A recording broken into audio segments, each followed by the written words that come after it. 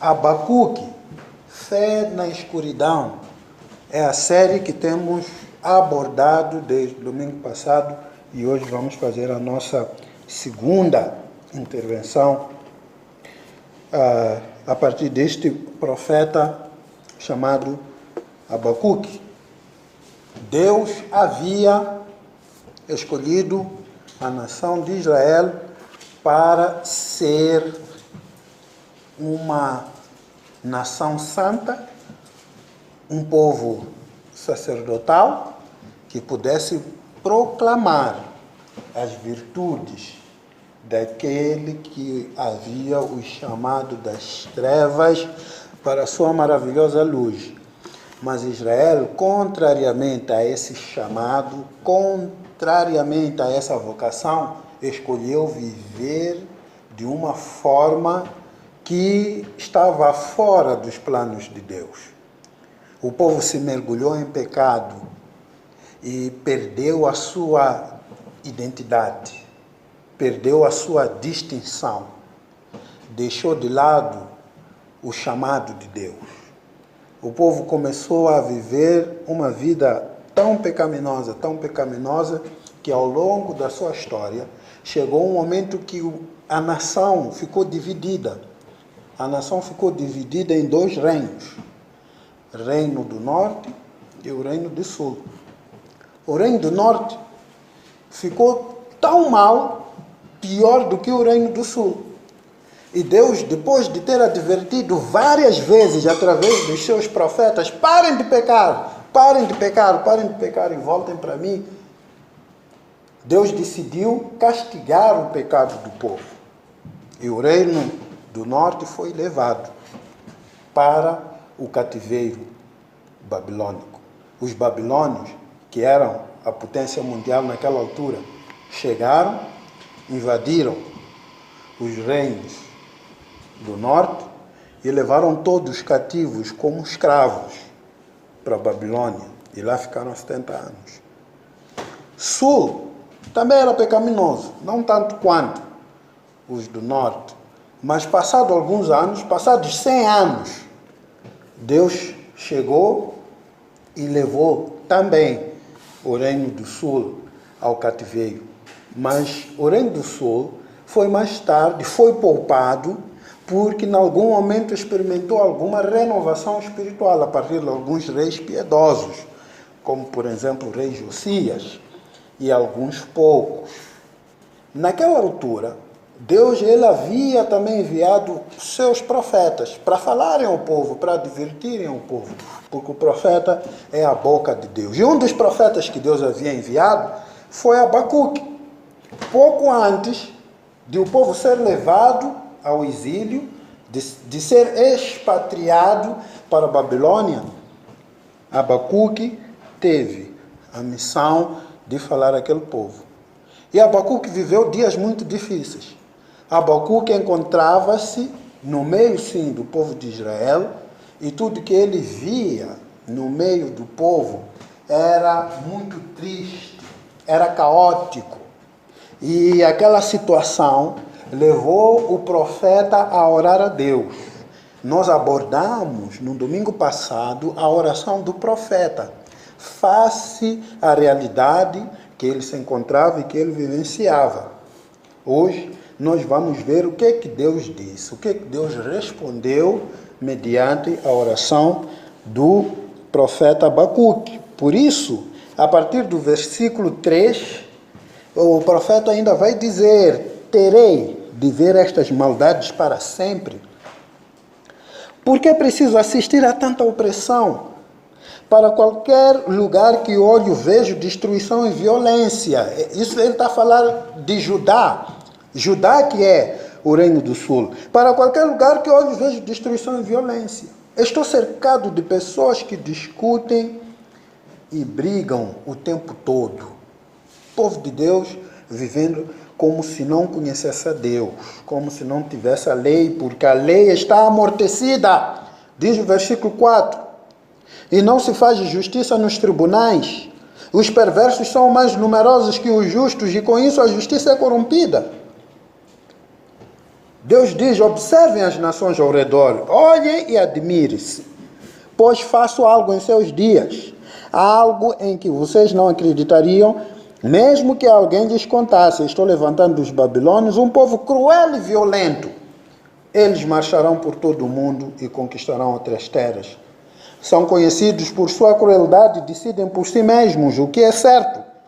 Seus cavalos são mais velozes que leopardos e mais ferozes que lobos ao anoitecer. Seus cavaleiros atacam vindos de longe como águias.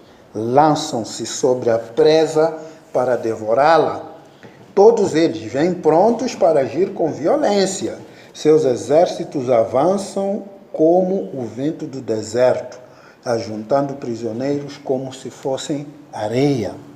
Zombam de reis e príncipes e desprezam todas as suas fortalezas. Constroem rampas de terra contra seus muros e as conquistam.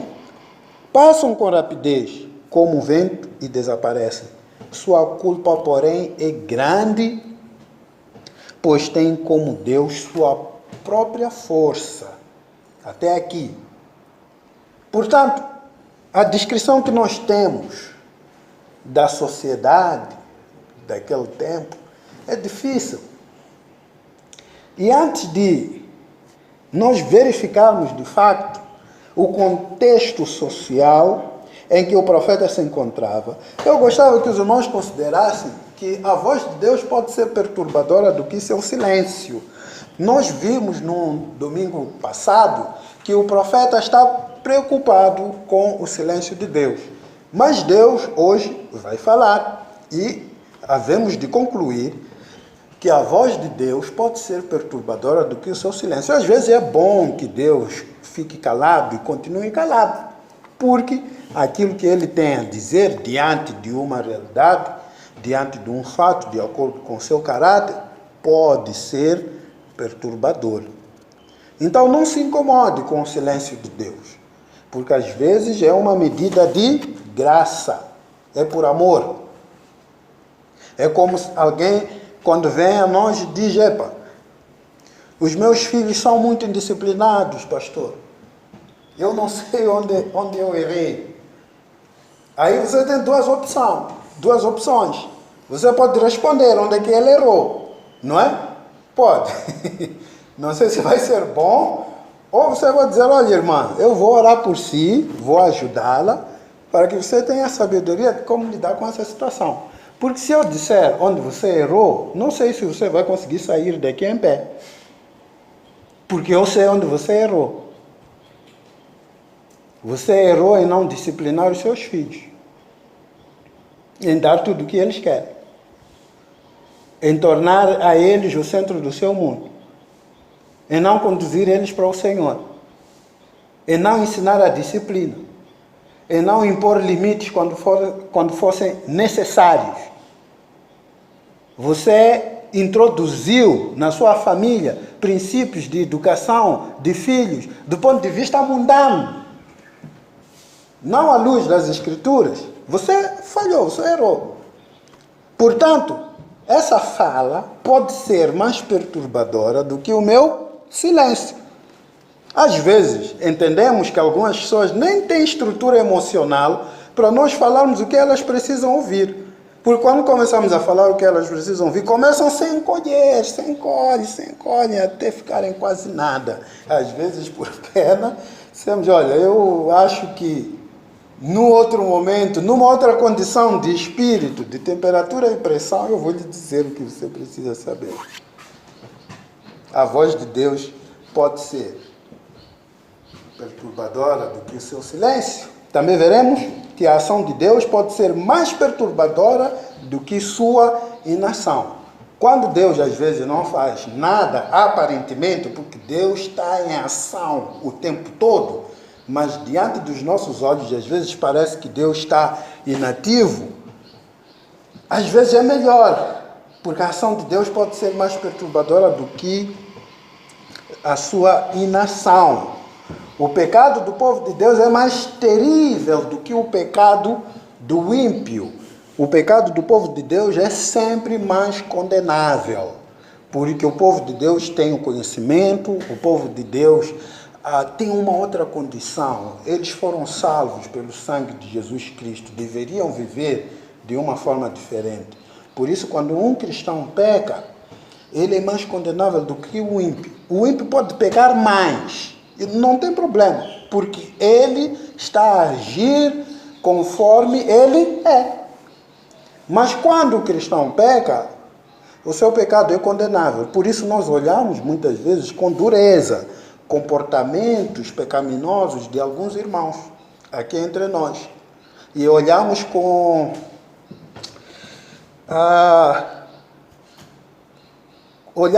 uma outra responsabilização. Porque já diz também a palavra que aquele que muito foi dado, muito é cobrado. Aqueles que recebem muito treinamento, que recebem muito ensino, aqueles que recebem muitos recursos, têm também maiores responsabilidades, sem dúvida. Por isso, quando falho, é mais grave neste sentido. Ok? Por outro lado, o que queria avançar para os irmãos é que o profeta Abacuque encontrava-se numa sociedade decadente. E o texto vai traçar vários aspectos que marcavam a sociedade do seu tempo. Fala de violência saturada, uma sociedade marcada por violência saturada, dominada pela iniquidade, onde os fracos eram oprimidos pelos fortes. Povo de Deus vivendo como um povo pagão. Os valores estavam sendo destruídos, relacionamentos estavam quebrados, havia muita briga, discutiam o tempo todo. Impunidade prevalecia, a justiça estava corrompida. Iam aos tribunais para reclamar e reivindicarem seus direitos e não conseguiam nada, porque nos tribunais quem estava assentado na cadeira de juiz era um criminoso, era um corrupto, era uma figura que já havia mancomunado com os bandidos. Inversão total de valores, ausência de Deus. Era um quadro difícil. Nós explicamos que escolhemos Abacuque porque ele parece ser um profeta que fala de forma viva a respeito dos nossos dias. Quem não está familiarizado com tudo isto? Aqui entre nós. Precisas ser um extraterrestre para alguns desses aspectos aqui lhe parecer estranho. Se você pertence à nossa sociedade, você sabe que ela é também marcado por essas contrariedades. Quando nós olhamos para um cenário assim, quando nós olhamos para um mundo assim, quando nós olhamos para um contexto assim, qual é o sentimento que surge do nosso coração? Pode surgir vários. Dentre eles, falta de fé. Deus perdeu o controle das coisas. O mundo está a se rebentar pelas costuras. Os homens estão a fazer o que querem. Não há mais nenhum sinal do reino. Acho que não vale a pena permanecer nem lutar diante de tudo isso. Acho que nem vale a pena ter ser cristão, porque está difícil, velho, está difícil. É melhor eu viver a minha vida mesmo como um pagão, é melhor seguir os conselhos do mundo, porque parece que o mal está a fazer progresso e o bem está cada vez mais reprimido. Diante de um mundo assim, como foi de Abacuque, que pode ser também seu, nós precisamos entender o que Deus está a fazer. Por isso, eu gostava de ver aqui com os irmãos algumas ações de Deus diante deste quadro. No versículo 5, o texto diz: observem as nações ao redor. É Deus dizendo, é Deus convidando o profeta e, através do profeta, nós também. Vede entre as nações o que eu estou a fazer. Deus exerce um governo universal e não apenas doméstico.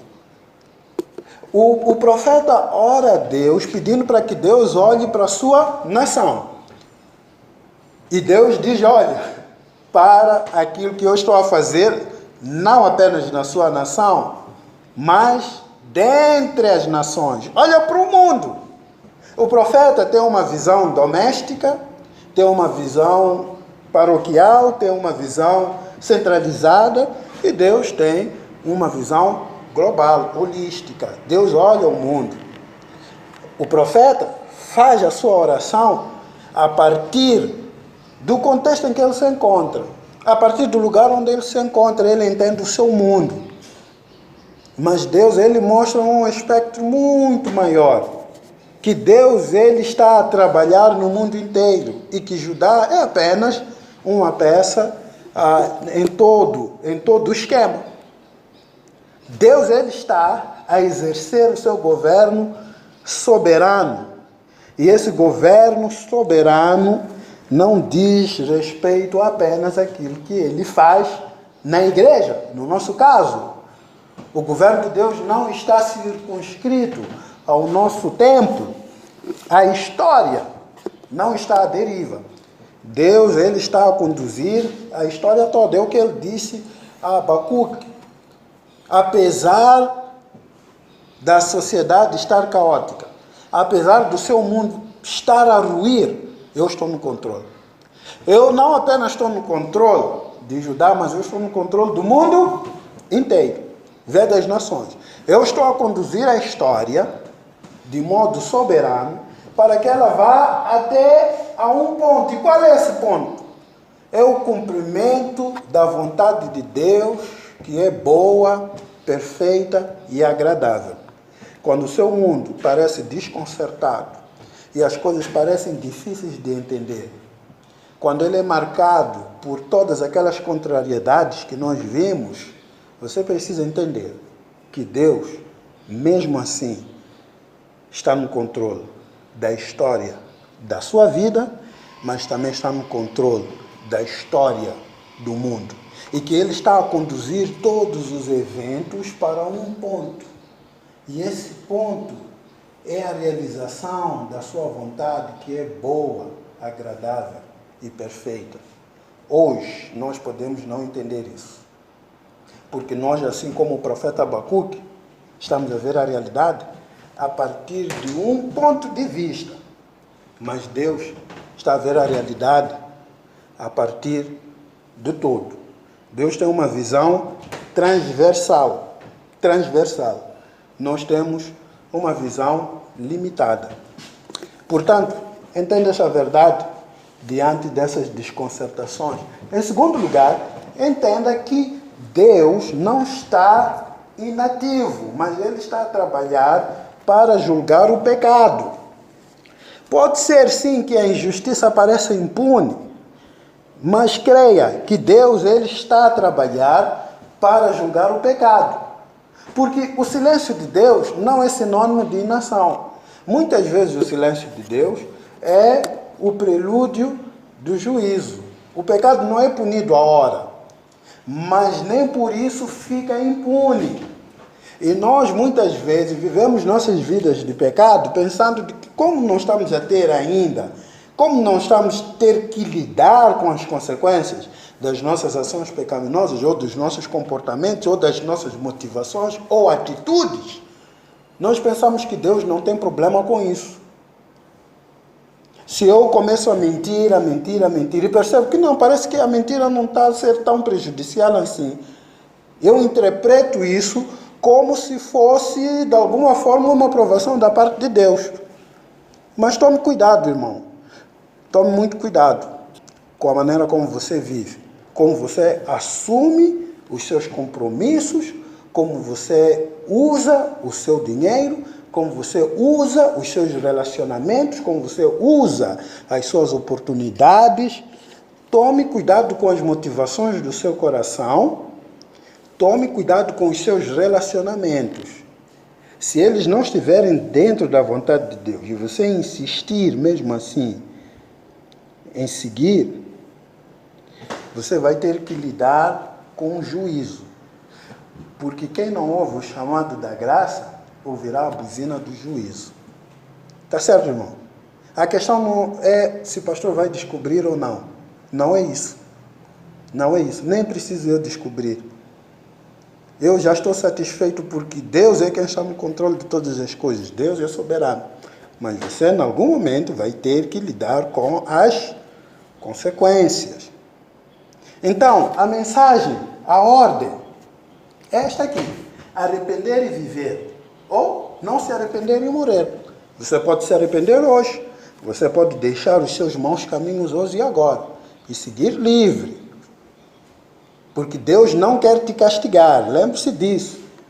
Deus não quer castigar ninguém, mas se nós insistirmos assim como Judá insistiu, vamos ter que lidar com as consequências.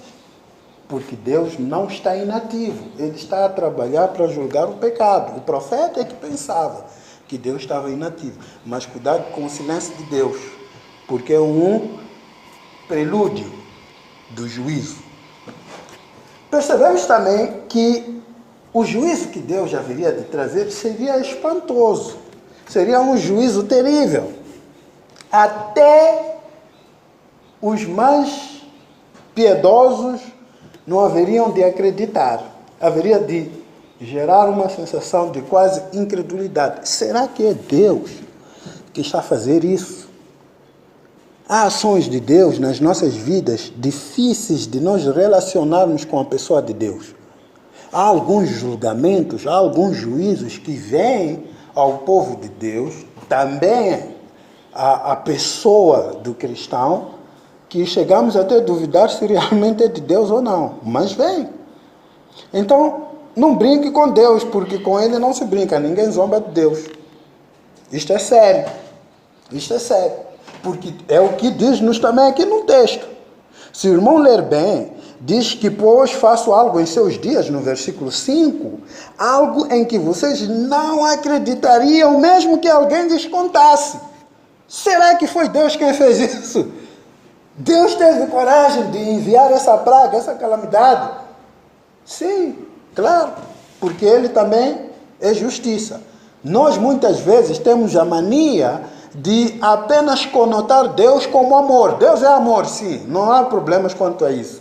Deus é amor, Deus também é paz, Deus também é bondade, mas Deus é também justiça. E Deus não é menos justiça e mais amor.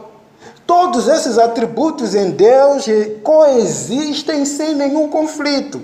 E todos eles na proporção adequada. Tão bom quanto Ele é, também é justo.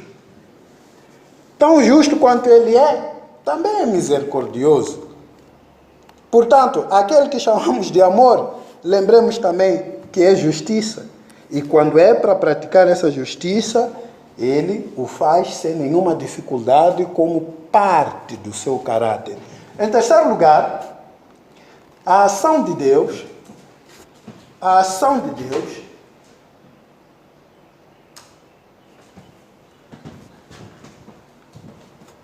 não permanece silencioso. Deus não permanece silencioso. Ele responde às nossas orações. Agora, a resposta que nós vamos ter da oração de Deus pode não ser a que nós esperávamos. Esse é o problema. Deus responde às nossas orações sempre. A gente diria, biblicamente, sempre. Mas por força de expressão, nós dissemos que não, Deus nem sempre responde, porque quando a resposta não é conforme aquilo que nós achamos, mas Deus responde. E Deus respondeu aqui. A oração de Abacuque. Abacuque olha para a sua cidade, vê que está em pecado. Quando ele ora a Deus, o que ele espera da parte de Deus? Ele espera da parte de Deus restauração, de que Deus vai restaurar. Deus vai resolver todos os problemas. Vai resolver o problema da criminalidade, opressão dos fortes sobre os fracos. Deus vai resolver o problema da justiça. Deus vai consertar os relacionamentos quebrados dentro das famílias, irmãos, amigos, vizinhos. Todos os litígios terão um final feliz. O profeta espera isso, mas Deus responde com disciplina. O profeta espera a restauração, mas a resposta de Deus é disciplina. É disciplina. Deus disciplina para mostrar que Ele é soberano na história e que Ele está num processo. de cumprir a sua vontade na esfera do mundo. Deus disciplina não só para mostrar que é soberano, para cumprir seus propósitos. Deus disciplina para mostrar que Ele não tem nenhum problema com isso. Que é o próprio Deus, o agente dessa disciplina. Irmãos, nem sempre a disciplina vem do mundo e nem sempre a disciplina vem do diabo. Essas não são as únicas fontes. Essa disciplina vem de Deus. Ele é quem diz aqui, versículo 6, eu estou levantando os babilônios. É Deus. Não há aqui nenhum valor antitético ou contraditório. E essa disciplina vai espantar até os mais piedosos, conforme já havíamos mencionado. E esse povo, os babilônios, que eram também os caldeus, o texto diz que era um povo muito mau. E com isso eu quero terminar mostrando que aquela nação pagã, pecadora, que não tinha nada a ver com Deus, Deus estava a levantar para castigar o seu povo. Diz o texto que eles eram cruéis, nação amarga e impetuosa. Diz também o texto que eles eram expansionistas. Eles queriam estender o seu reino por toda a terra.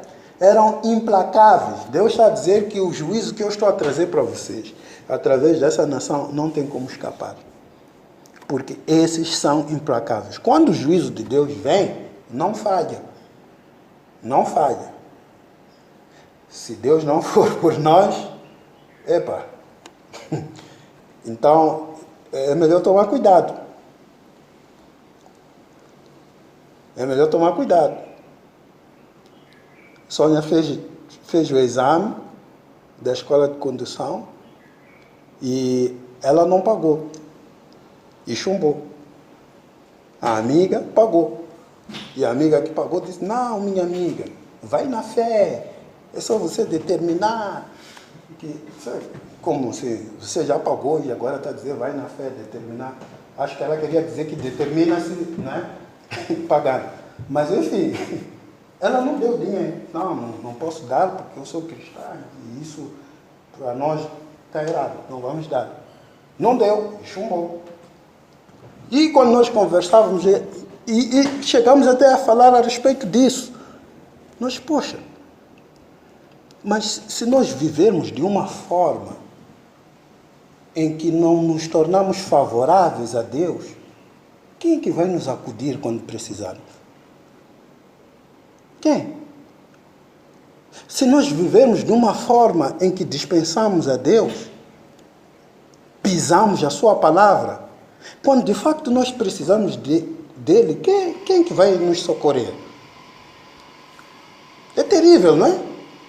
Agora, eu posso entrar em conflito com qualquer pessoa, desde que esteja bem com Deus, porque Ele é meu ajudador, Ele é meu acudidor. Quando eu precisar, Ele vai me socorrer. E eu sei que por seu caráter, Ele não vai falhar. Eles eram absolutistas, eram irresistíveis, conquistadores. Também eram megalomaníacos, mas Deus também diz que eles eram culpados. Entenda? Deus é soberano. Deus levanta babilônios para castigar o seu povo, para disciplinar o seu povo. Em contrapartida, Deus diz que os babilônios são culpados e que a dada altura eles também vão pagar pelos seus pecados.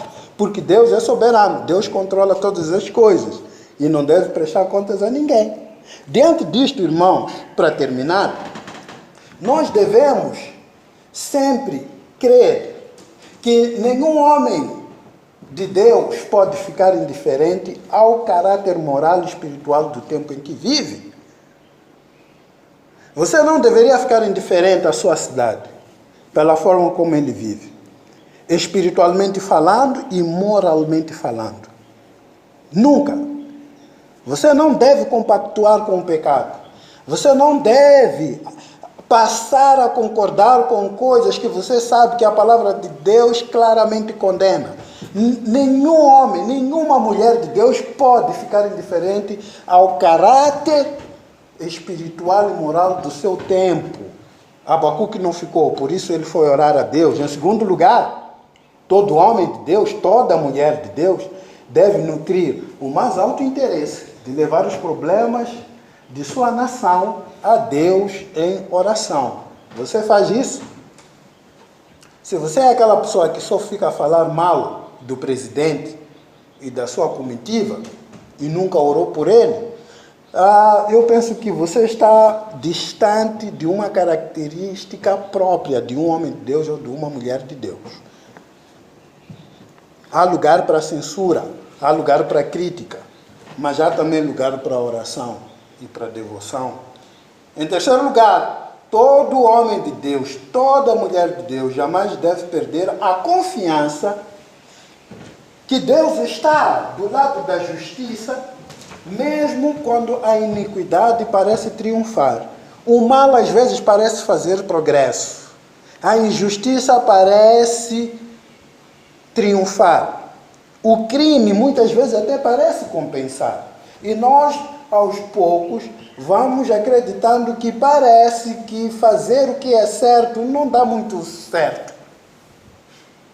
Vale a pena aos bocados começar a abandonar essa coisa de vida correta, que viver a partir dos nossos esquemas pode lucrar mais. Entretanto, não deixe de crer, irmãos, que Deus está sempre do lado da justiça, do amor, da paz. Deus está sempre desse lado.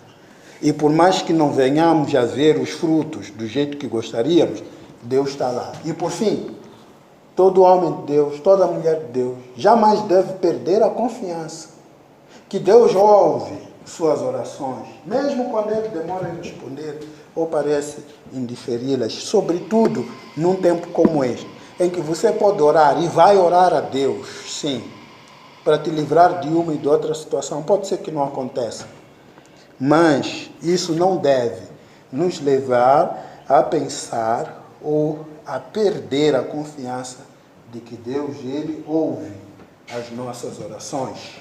Deus ouve e responde. Cientes disso, irmãos, encontremos fé.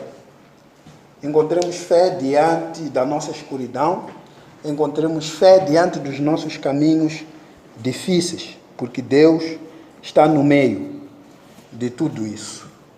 Ele é soberano e está a conduzir a história para o fim que Ele deseja. Em nome de Jesus Cristo. Amém.